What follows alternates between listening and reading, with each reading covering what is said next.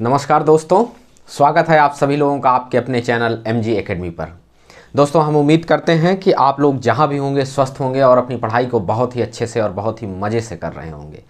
दोस्तों देखिए, इतिहास में भी हम कई चैप्टर धीरे धीरे आगे बढ़ रहे हैं।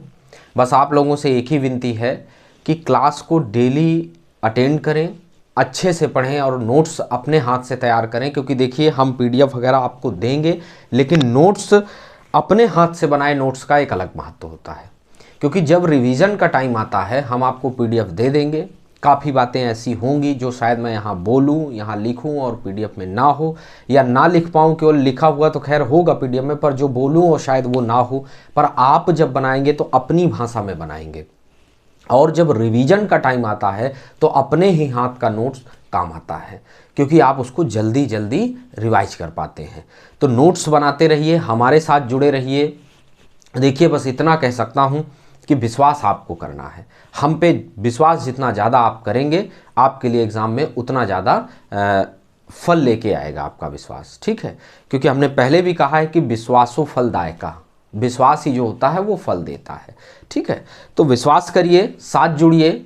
और अगर आपको क्लासें पसंद आएँ तो अपने फ्रेंड सर्किल, आपका जो ग्रुप है वहाँ इसको शेयर करें, MG एकेडमी को। इसका प्रचार प्रसार करें, क्योंकि ये आपका अपना परिवार है, आपका अपना चैनल है। यहाँ सभी विषयों को विस्तार से, देखिए हिस्ट्री को कितने विस्तार से पढ़ाया जा रहा है, हिंदी को मैंने विस्तार से पढ़ाया, कहीं कोई जल्दबाजी नहीं कर रहा हूँ। एग्ज़ाम तक आपके सारे सब्जेक्ट, सारे टॉपिक कंप्लीट करके आपका पूरा सिलेबस कंप्लीट होगा आपके सामने। बस ये है कि हमारे साथ जुड़िए, सब कुछ निःशुल्क है, एक पैसा आपसे लिया नहीं जा रहा है। तो 1 घंटा अपना समय हमको देने में आपका क्या जाता है। ठीक है, आपको जहाँ से पढ़ना है पढ़िए, 1 घंटे MG एकेडमी को दीजिए। क्योंकि 1 घंटे से कम का ही वीडियो है, कोई वीडियो 1 आध घंटे का हो जा रहा है, क्योंकि एक दिन में हमको पूरा एक टॉपिक समाप्त करना है। इस हिसाब से हम चल रहे हैं। तो देखिए, हम लोग वैदिक संस्कृति पढ़ रहे हैं, जिसमें हमने बताया था कि पूर्व वैदिक या ऋग वैदिक काल और उत्तर वैदिक काल। तो पूर्व वैदिक या ऋग वैदिक काल हमने आपको बहुत विस्तार से पढ़ाया है। अगर आप अभी नए हैं तो जाइए और इतिहास वाले उसमें प्लेलिस्ट में जा करके उस वीडियो को भी जरूर देखिए। उसके बाद आज हम पढ़ेंगे उत्तर वैदिक काल। आज हम पढ़ेंगे उत्तर वैदिक काल। देखिए, उस क्लास में भी हमने आपको उत्तर वैदिक काल से संबंधित काफ़ी बातें बता दी थी। उत्तर वैदिक काल, उत्तर वैदिक काल, ठीक है, काफ़ी कुछ हमने आपको बताया था। कुछ भी, जैसे हमने ऋग्वैदिक काल में ऋग्वेद का संकलन हुआ था, बाकी सामवेद, यजुर्वेद, अथर्ववेद, ये सब जो संकलित हुए थे ये इसी उत्तर वैदिक काल में संकलित किए गए थे। ठीक है, लेकिन उस दिन चूंकि वेद पढ़ा रहा था तो चारों वेदों को एक साथ मैंने आपको पढ़ाया। उनके पुरोहित, उनके पुजारी, उनके जो कुछ भी, उनके क्या ब्राह्मण ग्रंथ क्या थे, सब कुछ आपको बताया गया है। ठीक है, उस क्लास को भी जरूर देखिए, क्योंकि ये क्लास तभी आपको ज़्यादा समझ में आएगी। उस समय की सामाजिक, आर्थिक, राजनीतिक, धार्मिक सारे जीवन का विस्तार से बताया गया है। ठीक है, महत्वपूर्ण फैक्ट्स जो थे वो भी आपको लिखाए गए हैं। ठीक है, मेरा केवल इतना उद्देश्य है कि क्वेश्चन चाहे फैक्ट के रूप में आए, चाहे विस्तार में दे दे, लेकिन आपको कंफ्यूज नहीं होना है। कंफ्यूज करने के लिए क्वेश्चन आते हैं, आपको कंफ्यूज नहीं होना है, क्योंकि आपके पास सारी जानकारी होगी। ठीक है, तो चलिए फिर आज उत्तर वैदिक काल को शुरू करते हैं। और इसका जो, क्योंकि कुछ बातें बताई थी, कुछ रह गई थी, तो विस्तार में एक बार फिर से इस क्लास को करते हैं। इसका जो टाइम पीरियड माना जाता है वो 1000 BC से 600 BC तक। ठीक है, 1000 BC से 600 BC तक मानते हैं। सबसे पहले देखिए, आज उत्तर वैदिक काल में हमको क्या क्या देखना है। इनका सामाजिक जीवन देखना है, इनका धार्मिक जीवन देखना है, इनका राजनीतिक जीवन देखना है, इनकी अर्थव्यवस्था देखनी है। तो इन सारी चीज़ों को विस्तार से समझेंगे। तो सबसे पहले हम शुरू करते हैं कि उत्तर वैदिक काल का सामाजिक जीवन कैसा था। सामाजिक जीवन, सामाजिक जीवन इनका कैसा था। देखिए, वर्ण व्यवस्था जो है पूर्व वैदिक काल में क्या थी कि कर्म पे आधारित थी। जो आप में योग्यता होगी, जो काम आप कर रहे होंगे, भले आप क्षत्रिय हैं पर आप ब्राह्मण कर्म कर रहे हैं, आप ब्राह्मण हैं। आप शरीर से मजबूत हैं, रक्षा का काम कर रहे हैं, आप क्षत्रिय हैं, शूद्र होके भी अगर आप व्यापार और आपको लेख जोक आता है, आप व्यापारी कहलाएंगे। शूद्र होकर भी अगर आप कुछ और मतलब ब्राह्मण होके भी अगर आप केवल छोटे काम कर रहे हैं तो उस समय शूद्र। ये व्यवस्था पूर्व वैदिक काल या ऋग वैदिक काल की थी। पर उत्तर वैदिक काल में ये व्यवस्था बदल जाती है। वर्ण व्यवस्था अब कर्म आधारित ना होकर के जाति आधारित हो जाती है। ठीक है, तो इनके सामाजिक जीवन में जो इंपॉर्टेंट परिवर्तन होता है वो जाति व्यवस्था पे होता है, या वर्ण व्यवस्था जो है, वर्ण व्यवस्था ये पहले कर्म आधारित थी, अब क्या हो गई, उत्तर वैदिक में जाति आधारित हो गई। ये जाति पे आधारित हो गई। अब ये कर्म नहीं रही, अब ये जाति पे डिपेंड करने लगा कि अब ब्राह्मण ब्राह्मण होगा, शूद्र शूद्र होगा, क्षत्रिय क्षत्रिय, वैश्य वैश्य। ऐसे व्यवस्था जो थी पहले कर्म के, अब वो जाति पे, अब ये जाति हो गई। ब्राह्मण एक जाति हो गई। इस शब्द से एक जाति का यहाँ से संकल्पना आ गई। ठीक है, तो यहाँ से पता चलता है कि जो है यहाँ तक कि ऐतरेय ब्राह्मण में क्षत्रियों को ब्राह्मणों से ज्यादा श्रेष्ठ माना गया है। क्षत्रियों को ऐतरेय ब्राह्मण में, इसको नोट कर लीजिए क्योंकि ये आपके लिए इंपॉर्टेंट है। ऐतरेय ब्राह्मण में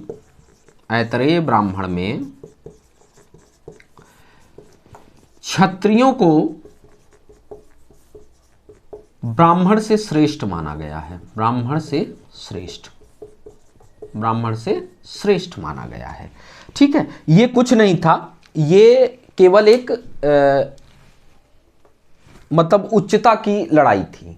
ठीक है, इसलिए चूंकि क्षत्रिय क्या था, राजनीतिक उसमें ये मजबूत हो रहे हैं, राजतंत्र मजबूत हो रहा है, राजा मजबूत हो रहा है, और राजा क्षत्रिय होता था तो क्षत्रिय का वर्चस्व हो गया। लेकिन फिर ब्राह्मण चूंकि ज्ञान के लिए जाना जाता था, इसने भी अपनी लड़ाई लड़ी, और परिणाम ये हुआ कि ब्राह्मण सामाजिक जीवन में उच्च हो गया और क्षत्रिय राजनीतिक जीवन में। ठीक है, तो सामाजिक रूप में ब्राह्मण श्रेष्ठ हो गया और क्षत्रिय राजनीतिक रूप में ओवरऑल ब्राह्मण श्रेष्ठ हो गया। ठीक है, ये ऐतरेय ब्राह्मण में वर्णन मिलता। अगर कभी आ जाए कि क्षत्रिय को ब्राह्मण से श्रेष्ठ कहाँ माना गया है तो ऐतरेय ब्राह्मण में इसका वर्णन मिलता है। ठीक है, उसके बाद शतपथ ब्राह्मण में, शतपथ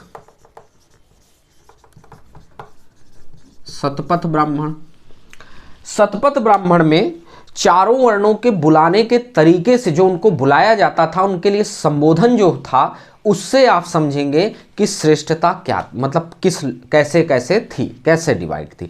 जैसे ब्राह्मण को, शतपथ ब्राह्मण में ब्राह्मण को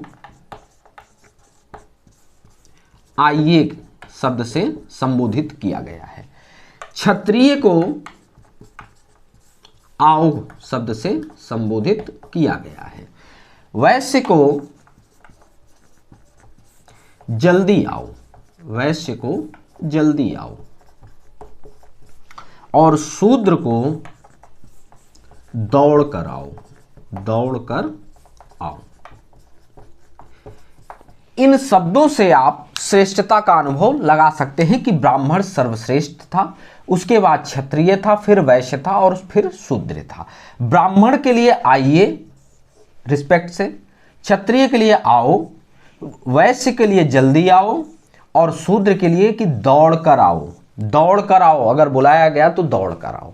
इससे, इन शब्दों से, ये शतपथ ब्राह्मण में इसका वर्णन है कि इससे आप श्रेष्ठता का पता लगा सकते हैं कि ब्राह्मण श्रेष्ठ रूप में था। ठीक है, ब्राह्मण श्रेष्ठ रूप में था। उसके बाद अब चूंकि वर्ण व्यवस्था जाति आधारित हो गई, फिर गोत्र व्यवस्था का जो है विकास होता है, उसकी संकल्पना भी आ जाती है। चलिए, गोत्र व्यवस्था के बारे में थोड़ा सा बताऊंगा आपको। गोत्र व्यवस्था, ये इनका सामाजिक जीवन था। गोत्र व्यवस्था हो जाती है, गोत्र व्यवस्था को मूल वंश से व्यक्त होने लगा, आदमी मूल वंश से व्यक्त होने लगा। ब्राह्मणों में भी कई गोत्र आ गए जो ऋषियों के नाम पे रखे गए। ठीक है, तो ये मूल वंश से हो गया, और गोत्र व्यवस्था जब आई तो सगोत्रीय जो विवाह होता था उस पे वो वर्जित हो गया। ठीक है, सगोत्रीय विवाह वर्जित किया गया। और अब तो देखिए वैज्ञानिक भी कहता है कि जब सगोत्र मतलब गोत्र गोत्र में शादी नहीं होती है तो जो आपका बच्चा आएगा, बेटा या बेटी, उसके विद्वान या श्रेष्ठ होने पे शक होता है, मतलब वो शायद श्रेष्ठ या विद्वान ना हो, ऐसा अब तो साइंस भी मानता है। तो कितनी बड़ी व्यवस्था बना दी गई थी, हमारे पूर्वजों ने बनाई थी कि सगोत्र में विवाह करिए। आनुवांशिक जो डिजीज होती हैं जब ये सगोत्रीय नहीं होती हैं तो इनके बढ़ने के चांसेस बहुत ज़्यादा हो जाते हैं। ये विज्ञान मानता है, आज का साइंस मानता है। और ये उस समय भी व्यवस्था लागू थी, सगोत्रीय विवाह वर्जित कर दिए गए थे। ठीक है, तो व्यवस्थाएं अच्छी भी थी।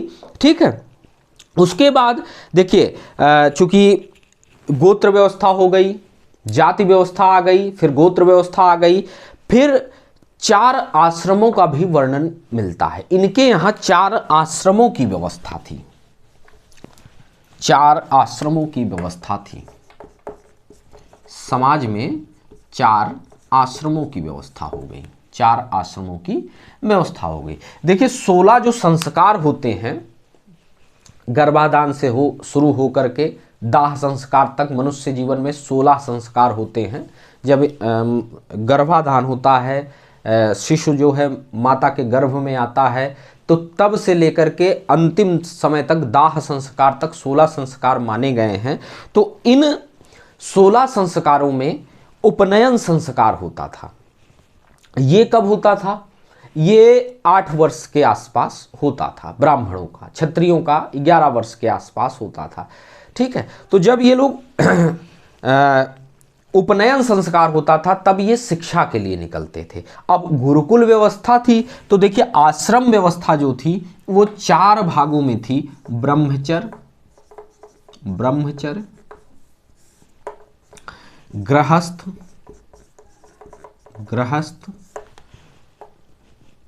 ब्रह्मचर्य, गृहस्थ, वानप्रस्थ और सन्यास।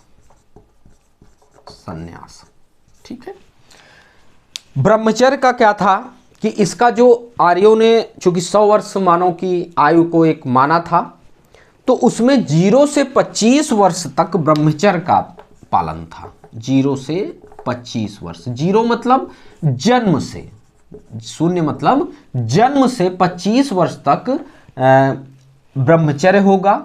फिर 25 से 50 वर्ष तक, 25 से 50 वर्ष तक गृहस्थ होगा। और फिर 50 से 75 वर्ष तक गृहस्थ होगा, वानप्रस्थ होगा। और फिर 75 से 100 वर्ष तक या जब तक जीवन हो तब तक आप सन्यास। ये सबके लिए ये व्यवस्था पूरे समाज में फैली हुई थी, व्याप्त थी। ठीक है, इसमें चूंकि देखिए जाबालोपनिषद में, नाम लिख लीजिए क्योंकि एग्जाम में आ सकता है, जाबालोपनिषद,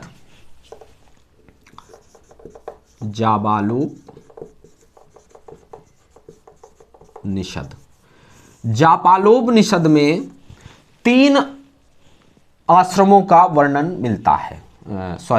जाबालोपनिषद में 4 आश्रमों का वर्णन मिलता है, इन चारों का। ठीक है, इन चारों का ब्रह्मचर्य, गृहस्थ, वानप्रस्थ और सन्यास का वर्णन जाबालोपनिषद में मिलता है कि 4 व्यवस्थाएं थी। ठीक है, बता दिया कि 0 से 25 वर्ष। और उपनयन संस्कार के बाद आदमी गुरुकुल में जाता था, शिक्षा लेता था। शिक्षा लेने के बाद वो गृहस्थ जीवन में आता था। गृहस्थ जीवन में वो अपना गृहस्थी चलाता था। उसके बाद जब सारी चीज़ों से, अपनी जिम्मेदारियों से मुक्त होता था तो 50 से 75 वर्ष वो वन में रहता था। इस समय वो सामाजिक दायित्वों को पूरा करता था, सामाजिक सलाहकार के रूप में।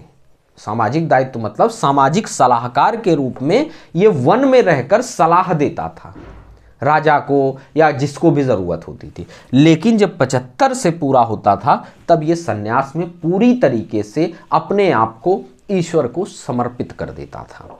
ठीक है, वन में रह करके पूरी तरीके से सब चीज़ से सन्यास लेके फिर कुछ नहीं करता था, ईश्वर भजन करता था और मोक्ष की कामना के लिए ये व्यवस्था थी, संन्यास व्यवस्था। ठीक है।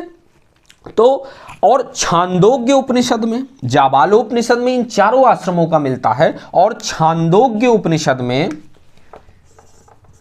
छांदोग्य उपनिषद में केवल 3 आश्रम का वर्णन है, जिसमें ब्रह्मचर्य है, गृहस्थ है और वानप्रस्थ है, उसमें संन्यास का वर्णन नहीं आता है। तो ये भी आप लिख लीजिए कि जापालोपनिषद में चारों आश्रमों का वर्णन है और छांदोग्य उपनिषद में केवल ब्रह्मचर्य, गृहस्थ, वानप्रस्थ अर्थात 3 आश्रमों की व्यवस्था का वर्णन मिलता है। ठीक है। ये जो है आश्रम व्यवस्था थी। आश्रम व्यवस्था पुरुषार्थ की अवधारणा पे आधारित थी। पुरुषार्थ मतलब कि होता ना कि आदमी बड़ा पुरुषार्थी है। ठीक है। पुरुषार्थ मतलब धर्म, अर्थ, काम और मोक्ष। ठीक है। धर्म, अर्थ, काम और मोक्ष। धर्म, अर्थ, काम ये जो थे ये साधन थे और मोक्ष जो था वो साध्य था। ठीक है। तो पुरुषार्थ की विचारधारा थी, अवधारणा थी, उसी पे इन चारों आश्रमों का था। इसका वर्णन हमने आपको बता दिया कि कहाँ मिलता है। और एक चीज, जो ब्रह्मचर्य के बाद जैसे 25 वर्ष हो गया, ब्रह्मचर्य के बाद वो गृहस्थ धारण नहीं करता, मतलब गृहस्थ जीवन में नहीं आता है, वो विद्या अध्ययन के लिए अपने पूरे जीवन को समर्पित करता है, अर्थात ब्रह्मचारी के रूप में रहता है।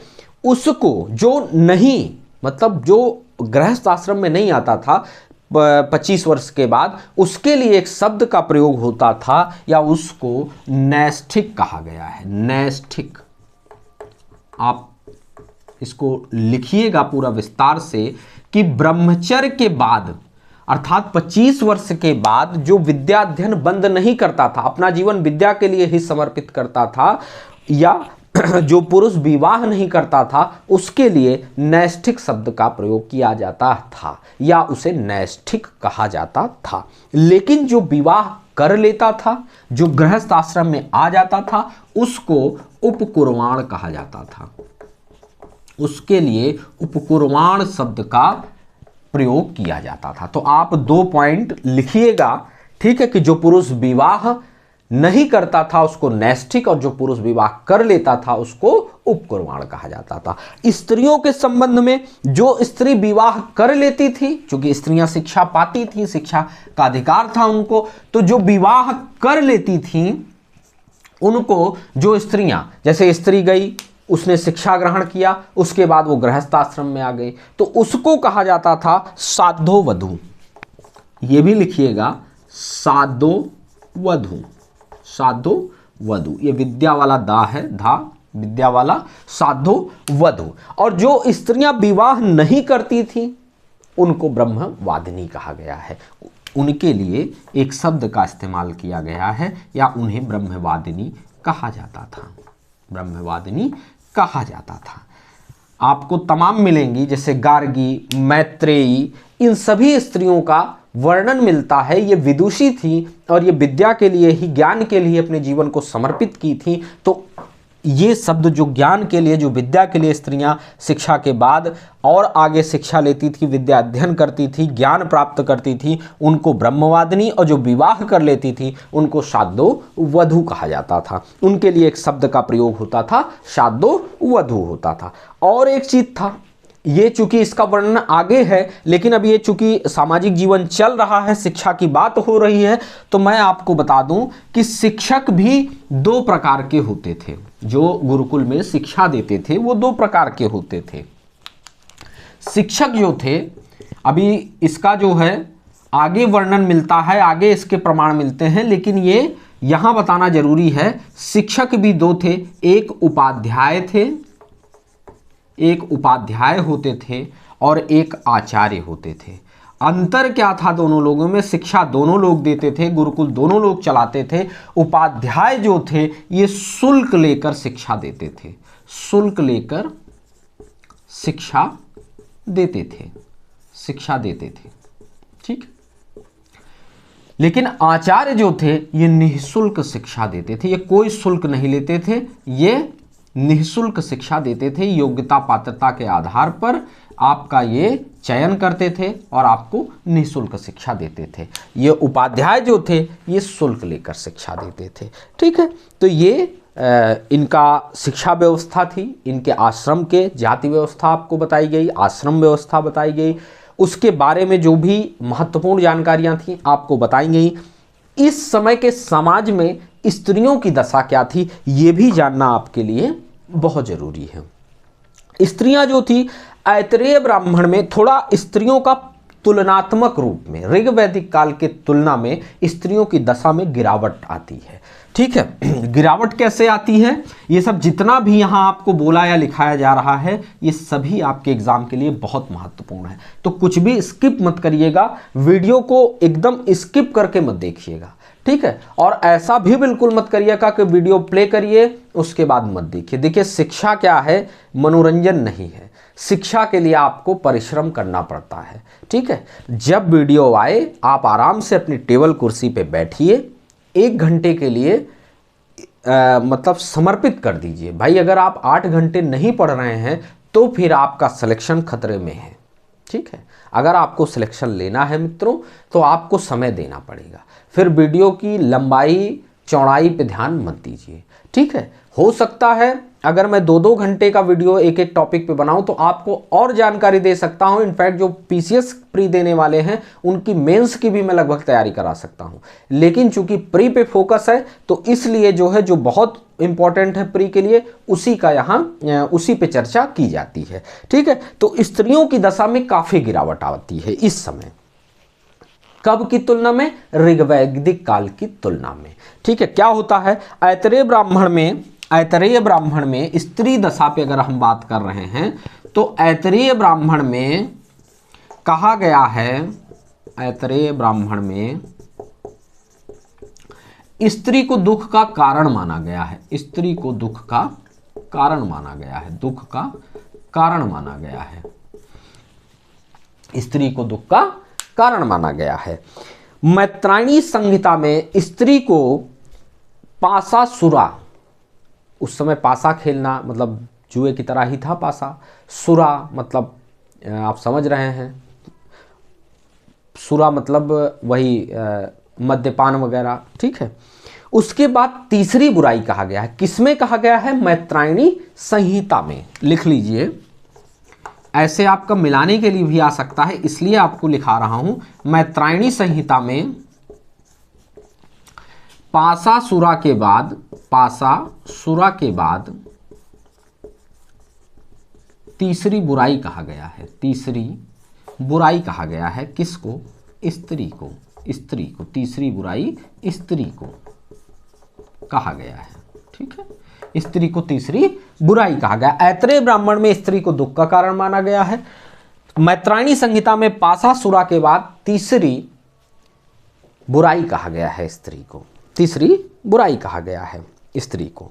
ठीक है, तो पीछे हमने आपको बताया था यद्यप कि शतपथ ब्राह्मण में स्त्री को अर्धांगिनी भी कहा गया है, लेकिन ये भी एक था। विदुषियां भी मिलती हैं, विदुषियों के भी गार्गी, मैत्रेयी, कात्यायनी, इन सभी के प्रमाण मिलते हैं, लेकिन तुलनात्मक रूप में गिरावट आई थी स्त्री दशा में। ठीक है, उस समय कुछ विवाह प्रचलित थे जैसे ब्रह्म विवाह, प्रजापति विवाह, अनुलोम विवाह और प्रतिलोम विवाह। प्रजापति जो विवाह ब्रह्म विवाह जो होता था वो वैदिक परंपरा से होता था। प्रजापति विवाह में वैदिक परंपरा की कोई मान्यता नहीं मिलती है। अनुलोम विवाह जो होता था, अनुलोम विवाह में समझने की बात यह है कि पुरुष उच्च वर्ग का होता था और स्त्री निम्न वर्ग की होती थी। ठीक है, लेकिन प्रतिलोम विवाह में स्त्री उच्च वर्ग की होती थी और पुरुष निम्न वर्ग का होता था। इसको चांडाल विवाह भी कहते थे। ठीक है, तो ये जानना आपके लिए थोड़ा सा जरूरी था। अब हम लोग इसके बाद हम लोग इनके धार्मिक जीवन के बारे में जानते हैं। ये था इनका सामाजिक जीवन जो काफी विस्तार में आपको बताया गया। अब उत्तर वैदिक काल का धार्मिक जीवन देखते हैं कि कैसा रहा होगा। धार्मिक जीवन, इनके धार्मिक जीवन पे भी थोड़ा सा चर्चा करते हैं। देखिए, ऋग्वैदिक काल में ऋग्वेद का संकलन हुआ, सामवेद, यजुर्वेद, अथर्ववेद का उत्तर वैदिक काल में ही ये संकलित हुए थे। ठीक है, उस दिन इसलिए आपको बताया गया था क्योंकि वेद का एक साथ मैं आपको बताना चाहता था, इसलिए बताया था। अब इनका धार्मिक जीवन जो था, यहां से त्रिदेव की संकल्पना आती है, ब्रह्मा, विष्णु और महेश या शिव।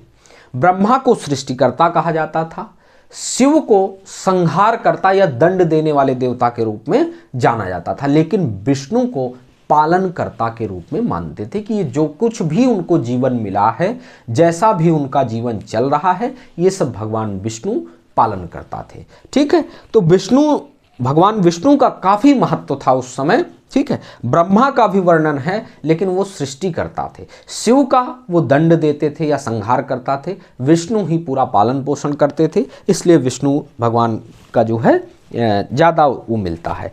सर्वश्रेष्ठ अगर देवता की बात करें तो प्रजापति को माना जाता था, और जो नए देवता हमने आपको बताया है कि ब्रह्मा विष्णु शिव आए, फिर गणेश पार्वती का भी, कृष्ण का भी मिलता है प्रमाण। ठीक है, उत्तर वैदिक काल में यज्ञ की प्रधानता थी, यज्ञ होते थे। यज्ञ क्यों होते थे? कि जो भगवान ने हमको दिया है उसको ईश्वर को समर्पण। ठीक है, तो इसीलिए कृषि हुई, कुछ हुआ, फसलों की कटाई हुई, तो यज्ञ होते थे, और यज्ञों में भगवान को धन्यवाद दिया जाता था कि आपने जो दिया है वो आपको समर्पित है। तो यज्ञ की प्रधानता मिलती है। विष्णु जो है संरक्षक की भूमिका में भगवान विष्णु थे। ठीक है, और मूर्ति पूजा यहां से आरंभ हो जाती है, यहां से मूर्तियों के प्रमाण मिलने लगते हैं। ठीक है, यद्यपि हड़प्पा सभ्यता में भी नृत्य करती हुई मूर्ति मिली है, लेकिन यहां से मूर्ति पूजा एक उसमें चल पड़ी। ठीक है, और कुछ षट दर्शनों का भी विकास हुआ, जैसे चारवाक दर्शन का, सांख्य दर्शन का, योग दर्शन का, न्याय दर्शन का। ठीक है, तो ये केवल आप जान लीजिए कि चारवाक दर्शन जो था ये ईश्वर को नहीं मानता था। चारवाक दर्शन ऋषि चारवाक का वो था, और ये ईश्वर को नहीं मानता था। सांख्य दर्शन कपिल ऋषि जो थे ये ईश्वर में विश्वास रखते थे, तो सांख्य दर्शन के प्रणेता कपिल मुनि थे। ठीक है, योग के पतंजलि थे, न्याय दर्शन के गौतम ऋषि थे, और मीमांसा के में 3 होते हैं। मीमांसा को मैं लिख देता हूं,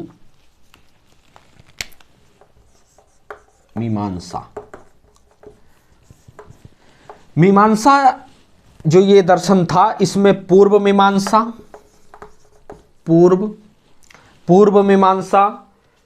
वैशेषिक और उत्तर। पूर्व मीमांसा, वैशेषिक मीमांसा और उत्तर मीमांसा। ठीक है, पूर्व मीमांसा के प्रणेता जैमिनी, वैशेषिक के कणाद और उत्तर के वादरायण ऋषि थे। ठीक है, वैदिक काल से जो है मंदिर का जो है चलन शुरू होता, प्रचलन सही मौर्य काल में मंदिर का प्रचलन, गुप्त काल में हुआ। मंदिरों का प्रचलन गुप्त काल में हुआ। फिर से सुनिएगा, मंदिरों का प्रचलन गुप्त काल में हुआ, लेकिन आरंभ उत्तर वैदिक काल से माना जाता है। यहां से मंदिरों के प्रमाण थोड़ा बहुत मिलने लगे हैं। ठीक है, तो ये था इनका जो है धार्मिक जीवन, ईश्वर को समर्पित थे, यज्ञ वगैरह भी होने लगे थे। ठीक है, तो ये सारी चीज़ें थी, कुछ दर्शनों का भी इनके धार्मिक जीवन में विकास हुआ। अब हम जानते हैं कि इनका जो है राजनीतिक व्यवस्था कैसी थी। इनके राजनीतिक व्यवस्था के बारे में जानते हैं थोड़ा सा।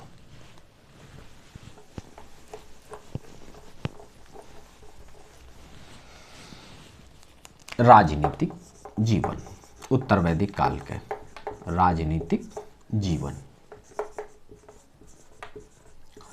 इनका राजनीतिक जीवन जो था, इस समय चूंकि राज्य की संकल्पना लगभग क्षेत्रीय राज्य की आ चुकी थी, और चूंकि राजा राजतंत्र आ चुका था, फैल चुका था, तो राजनीतिक व्यवस्था पहले क्या था कि परिवार, परिवार से गांव, गांव से विश्व, विश्व से जन, जन मतलब कबीला, और जन से जनपद। देखिए यहां लिखते हैं परिवार,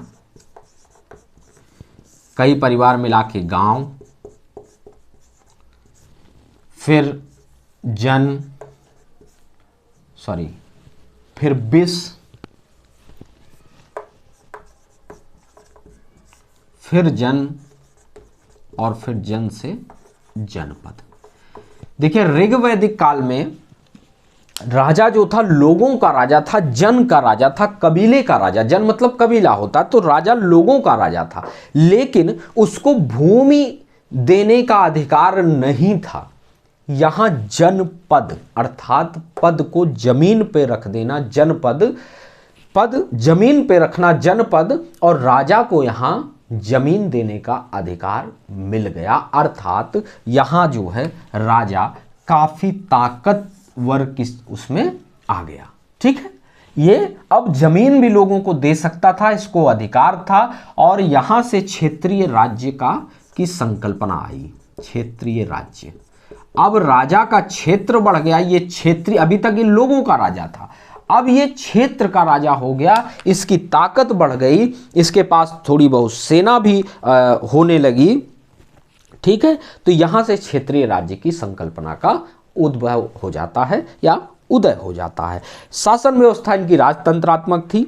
ठीक है, प्रमुख राजा होता था, सर्वोपरि राजा होता था और वंशानुगत होता था। ठीक है, राजा का बेटा राजा होता था। ठीक है, वंश पे आधारित इनकी राजनीतिक व्यवस्था थी। ठीक है, राजा का एक मंत्रिपरिषद होने लगा, उच्चाधिकारियों का एक समूह होता था जिनको रत्नी कहा जाता था। उच्चाधिकारियों का जो इनका मंत्रिपरिषद होता था, उसका जो उत्तराधिकारियों का समूह होता था, उसको रत्नी कहा जाता था। रत्नी। ठीक, इसमें होता कौन कौन था? सेनानी जो सेनापति होता था, इष्टपति जो प्रदेश अध्यक्ष होता था या यही प्रशासन करता था, सतपति 100 गांवों का प्रमुख होता था, सूत जो होता था वो रथ सेना का नायक होता था। जो रथ सेना भी कई प्रकार की होती थी, जो रथ से सेना चलती थी उसका नायक होता था। ग्रामीणी गांव का मुखिया होता था। संग्रहिता कोषाध्यक्ष होता था। संग्रहिता शब्द से ही क्लियर है।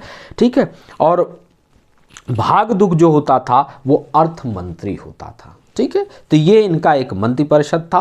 पुरोहित जो होता था वो वही था कि वंशानुगत था, पुरोहित भी, पुरोहित का बेटा पुरोहित होता था। और पुरोहित का पद राजा के बाद सबसे महत्वपूर्ण होता था। ठीक है, राजा के बाद पुरोहित ही सबसे महत्वपूर्ण होता था। यह राजा का मतलब सलाहकार होता था, प्रमुख सलाहकार होता था। ये जो जैसा कहता था राजा इससे सलाह लेता था, और इसका भी पद, राजा का भी पद वंशानुगत था और पुरोहित का भी वंशानुगत था। उसकी अपनी एक मंत्र परिषद थी। अब चूंकि जनपद आ गया तो दो जनों ने मिलकर यहाँ से कुछ नए जनपदों का भी उदय है, उसका भी प्रमाण, उसके भी साक्ष्य मिलते हैं, जैसे अंग, मगध, काशी, कौशल और पांचाल। पांचाल इन सब में सर्वाधिक विकसित था। ठीक है, बल्कि वैदिक सभ्यता का, अगर कभी प्रश्न आए कि वैदिक सभ्यता का प्रतिनिधि किसे कहा जाता था, तो पांचाल को ही कहा जाता था, पांचाल प्रदेश को कहा जाता था। यज्ञों के बारे में हमने उसी दिन आपको बताया था कि राजसूय यज्ञ होता था जब राजा का राज्याभिषेक होता था। अश्वमेघ होता था, शक्ति का प्रतीक होता था। वाजपेय होता था, रथ दौड़ का आयोजन, उसमें रथ दौड़ होती थी। अग्निष्ट होम होता था, ये राजा के दीर्घायु की कामना के लिए की जाती थी, इसमें बलि दी जाती थी। इसी यज्ञ में सोम रस का पान ये लोग करते थे। ठीक है, तो अगर कभी आए कि सोम रस का पान किस यज्ञ में करते थे, तो आपके पास कोई डाउट नहीं होना चाहिए, अग्निष्ट होम। ठीक है, लिख लीजिए अग्निष्ट होम। ठीक है, इसमें जो है ये सोमरस का पालन करते थे, राजा के दीर्घायु होने की कामना करते थे। बलि देने का भी प्रमाण मिलता है इस यज्ञ में। बाकी आप समझ गए। अब हम लोग इनके आर्थिक जीवन के बारे में भी थोड़ा बहुत जानते हैं कि इनकी अर्थव्यवस्था कैसी थी। ठीक है, अर्थव्यवस्था कैसी थी।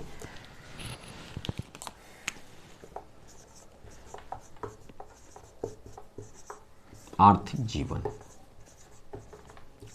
इनका आर्थिक जीवन क्या था कि पशुपालन था,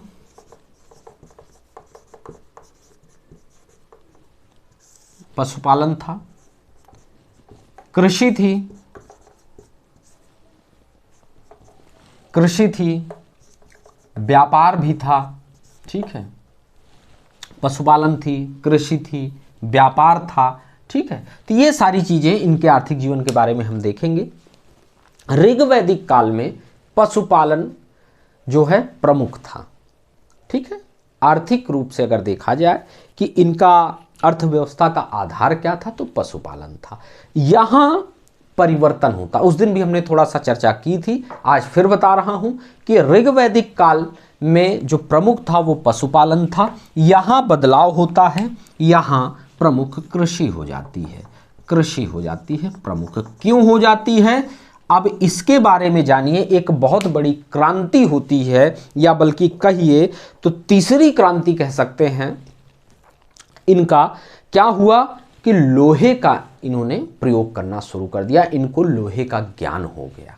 लोहे के ज्ञान होने से क्या हुआ कि इनका बहुत ज़्यादा विकास इन्होंने कृषि में किया और हर क्षेत्रों में किया, व्यापार में किया, वाणिज्य में किया, तो लोहे का ज्ञान इनको हो गया, लोहे का ज्ञान हुआ, ठीक है, या प्रयोग करने लगे, प्रयोग, लोहे का प्रयोग करने लगे, ठीक है।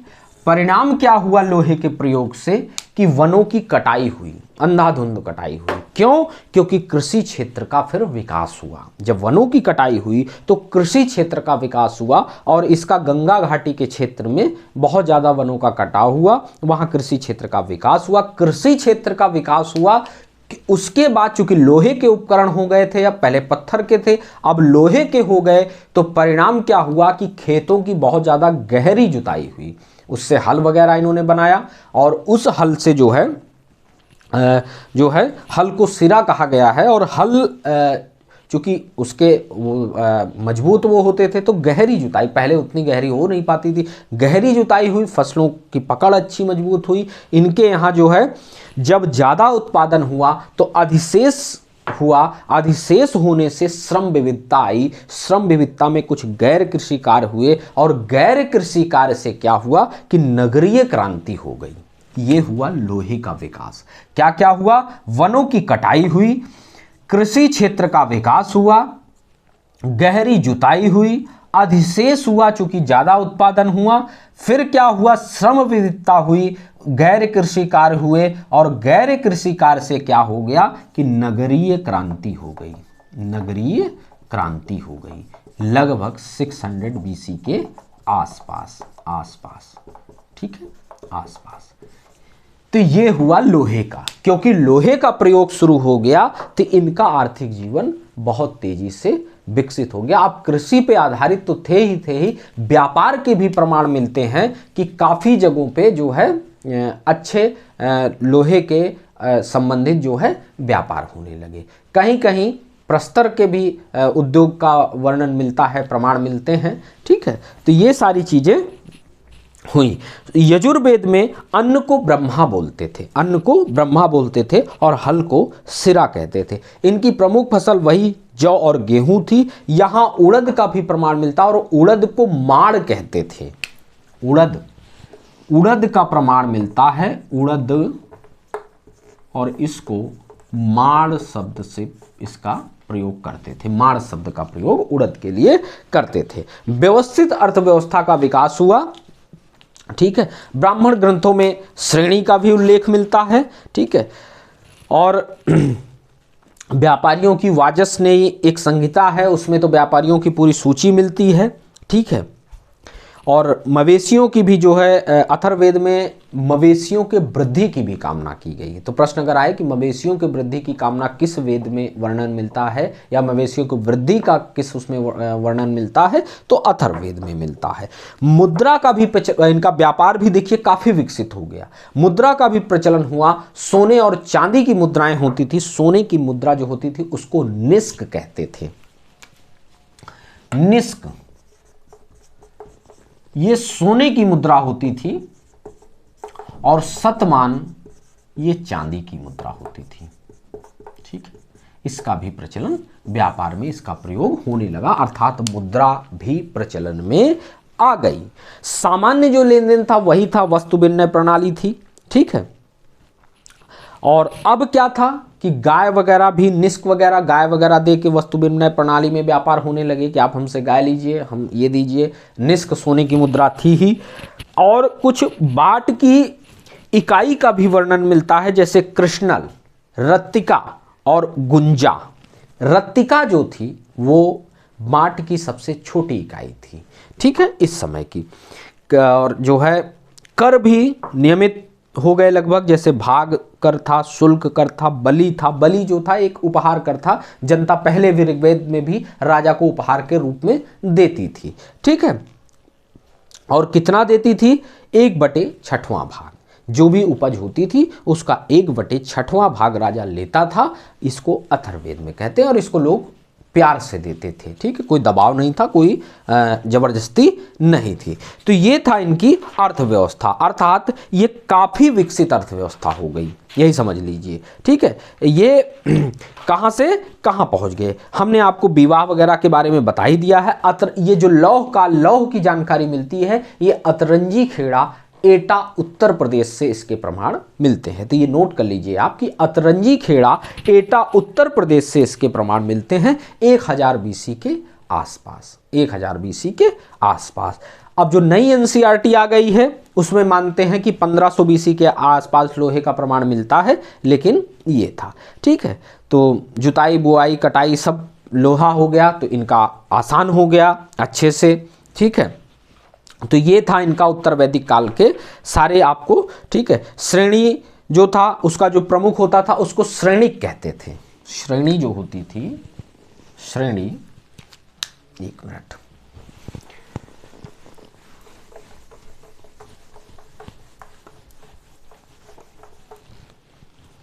श्रेणी शब्द का भी हमने प्रयोग किया था।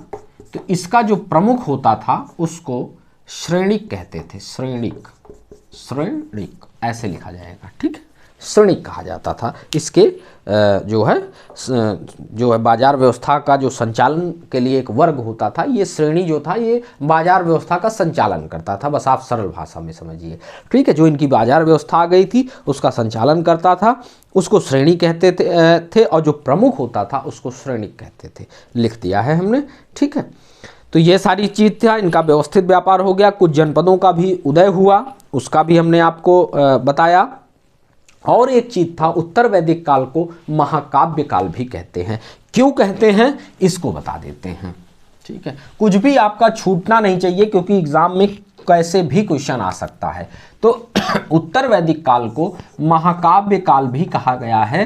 क्यों कहा गया है अभी आगे बता रहा हूँ। महाकाव्य क्योंकि इसी समय रामायण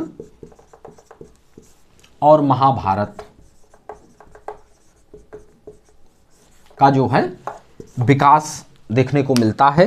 रामायण जो था अंतर था, महाभारत विकास के उद्देश्य से देखा जाता था, विकास के लिए कि मनुष्य का विकास, और रामायण को जो है अच्छे से घर चलाने के लिए देखा जाता था कि एक अच्छी गृहस्थी कैसे चले। रामायण से हमें जो है निष्पक्ष शासन सिखाता है। रामायण हमें जो है भगवान राम का चरित्र जो है और भी जो उसमें तमाम प्रकार के जो चरित्र हैं उससे हमें निष्पक्ष शासन सिखाता है। रामायण जो है परिवार की व्यवस्था सिखाता है, मर्यादा चरित्र सिखाता है कि मर्यादित मनुष्य को कैसे होना चाहिए, उसका चरित्र कैसा होना चाहिए और कैसे उसको खुशी प्राप्त होगी, ठीक है। तो ये रामायण का था। महाभारत का क्या था कि कर्म करिए, नियम संयम संकल्प, कर्म नियम संयम संकल्प, जब आप इतना करेंगे तो आप विजेता होंगे। उत्साह होना चाहिए, परोपकार और प्रशासन का जो है सिखाता था हमें। तो ये था रामायण। मतलब बस ये समझिए कि रामायण आपकी गृहस्थी चलाना सिखाता था और महाभारत से आपको विकास की शिक्षा का पे ध्यान दिया गया, ठीक है। तो इसीलिए इसको महाकाव्य भी कहा गया। समाज वही था, सामाजिक जीवन में हमने बताया कि पुरुष सत्तात्मक था, पिता प्रधान होता था और ज्येष्ठम कुल श्रेष्ठम की परंपरा थी, अर्थात जो बड़ा बेटा होगा वही परिवार का श्रेष्ठ होगा, उसी के हाथ में परिवार की घर की सत्ता होगी, ठीक है। थोड़ा बाल विवाह के भी प्रमाण मिलने लगे हैं कि स्त्रियों का बाल विवाह और सती प्रथा का भी कहीं कहीं से लगभग साक्ष्य मिलता है, ठीक है। कुछ छुआछूत भी थे, कुछ जन्म से थे, कुछ कर्म से थे। जो कर्म से थे उसमें निषाद थे, जैसे केवट, निषाद मतलब केवट, किरात जो जंगल में रहते थे, अंत्यज जो पशुओं की खाल आदि उतारते थे उनको भी छुआछूत की श्रेणी में रखा जाता था। तो कुछ भी आपका छूटा नहीं, लगभग सामाजिक से शुरू करके सामाजिक, धार्मिक, आर्थिक, राजनीतिक सब कुछ आपको बता दिया गया, कुछ भी छोड़ा नहीं गया है। और चूंकि कुछ महत्वपूर्ण तथ्य हैं उनको भी आप सुन लीजिए कि अथर्ववेद में 2 जनपद, नोट करिएगा, सुनिएगा नहीं, अथर्ववेद में 2 जनपदों का साक्ष्य मिलता है, अंग और मगध का। काशी तीसरा महाजनपद जिसमें सूती वस्त्र और घोड़े के लिए विख्यात था। काशी जो है वो सूती वस्त्र और घोड़े के लिए विख्यात था। अस्मक जो था, अस्मक यह दक्षिण भारत में स्थित एकमात्र जनपद था। ठीक है, यह गोदावरी नदी के किनारे स्थित था। ठीक है, 4 शक्तिशाली राजतंत्र हमने आपको बताया भी पीछे, कौशल, मगध, वत्स और अवंती। ऋग्वेद में किकात शब्द कहा गया है किसको? मगध को। किसको कहा गया है? किकात शब्द। किकात शब्द का है किसके लिए प्रयोग किया गया है? मगध राज्य के लिए, मगध जनपद के लिए। ठीक है, तो ये सारी चीजें आपके लिए जरूरी थी जानना, इसलिए जानिए। और जो है कंबोज जो था यह श्रेष्ठ घोड़ों के लिए प्रसिद्ध था। ठीक है, और केंद्रीय शक्ति के रूप में मगध का ही जो है, केंद्र की शक्ति मगध में समझ लीजिए थी। ठीक है, तो ये सारी चीजें थी इनका। और अब हम आपको थोड़ा सा ऋग्वैदिक कालीन, कुछ उस दिन नहीं बता पाए थे क्योंकि क्लास बहुत लंबी हो जा रही थी, बस छोटा सा एक पॉइंट है। ऋग्वैदिक कालीन कुछ प्रमुख नदियां, ये उत्तर वैदिक काल हम लोगों का समाप्त हो गया। अब हम धीरे से जो है वैदिकोत्तर साहित्य में प्रवेश करेंगे। और अब धीरे धीरे हम लोग जो है जैन ग्रंथ, जैन धर्म, बौद्ध धर्म का भी अब वर्णन करेंगे, मतलब उसकी पढ़ाई करेंगे, उसके बारे में जानेंगे। ऋग्वैदिक कालीन कुछ प्रमुख नदियां थी। ऋग्वैदिक कालीन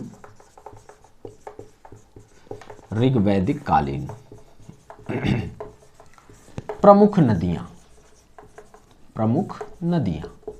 आप भी ऐसे हेडिंग डालिएगा, नदियां। ठीक है, ऋग्वैदिक कालीन प्रमुख नदियां।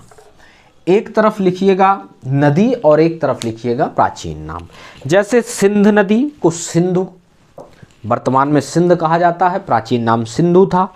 व्यास नदी कहा जाता है, जैसे एक तरफ लिखिए नदी और एक तरफ लिखिए प्राचीन नाम। ठीक है, इधर लिखिए व्यास, सिंध। व्यास को पहले विपाशा कहा जाता था, सिंध को सिंधु कहा जाता था, सिंध को सिंधु नदी कहा जाता था, झेलम को बितस्ता कहा जाता था। ये सब क्वेश्चन आपके उसमें आ चुके हैं, इसलिए इसको जो है इम्पॉर्टेंट समझिएगा, और बल्कि बहुत इम्पॉर्टेंट समझिएगा। झेलम को बितस्ता कहा जाता था। सतलज को सतुद्री कहा जाता था, सतलज को सतुद्री कहा जाता था, सतलज को सतुद्री कहा जाता था। गंडक नदी को सदा नीरा, जो गंडक नदी है इसको प्राचीन नाम इसका सदा नीरा था, सदा नीरा था। ठीक है, गंडक नदी को सदा नीरा के नाम से जानते हैं। ठीक है, चेनाब को अस्किनी कहा जाता था, चेनाब, अस्किनी, चेनाब को अस्किनी कहा जाता था, चेनाब को अस्किनी कहा जाता था। और घग्घर नदी को द्रसद्वती कहा जाता था, घग्घर, घग्घर नदी को द्रसद्वती कहा जाता था, द्रसद्वती कहा जाता था। ठीक है, द्रसद्वती कहा जाता था। रावी नदी को परशुनी कहा जाता था, ये इधर से मात्रा रहेगी द्वती। ठीक है, रावी इधर लिख दे रहे हैं, आप समझिएगा, इसको यहां लिखना है। रावी नदी को परशुनी कहा जाता था, परशुनी कहा जाता था, रावी नदी को परशुनी कहा जाता था। ठीक है, गोमल नदी गोमती थी, काबुल कुभा थी, काबुल का प्राचीन नाम कुभा था, और गोमती या गोमल। ठीक, तो ये कुछ ऋग्वैदिक कालीन प्रमुख नदियां थी, इनको जानना बहुत जरूरी था। उत्तर वैदिक काल में राजा को 4 क्षेत्रों में अलग अलग नामों से जानते थे। उत्तर में अलग दक्षिण में अलग, पूर्व में अलग, पश्चिम में अलग, मध्य में अलग कहा जाता था। उसके लिए हमने आपको पिछले ही वीडियो में बता दिया था, उस क्लास को भी देखिए और नोट करिए, ठीक है। तो ये रहे हमारे जो है वैदिक संस्कृति या वैदिक काल का पूर्व वैदिक काल और ऋग वैदिक काल पढ़ाया गया। उत्तर वैदिक काल में आपको विस्तार से उसके सामाजिक, आर्थिक, धार्मिक, राजनीतिक सारी उस पर चर्चा की गई। कुछ फैक्ट भी आपको लिखाए गए। अब आपका काम है कि दोनों क्लासों को देखिए, नोट्स बनाइए और उनका रिवीजन करिए। अब कल हम लोग एक नई क्लास के साथ, नए जोश के साथ मिलते हैं। तब तक अपना रिवीजन करते रहिए। कोई प्रश्न हो तो हमें कमेंट बॉक्स में कमेंट करिए, उसका उत्तर, आपकी समस्या का निराकरण किया जाएगा। और तब तक अच्छे से पढ़ाई करते रहिए। MG एकेडमी को शेयर करते रहिए, सब्सक्राइब करते रहिए, ठीक है। चलिए, धन्यवाद।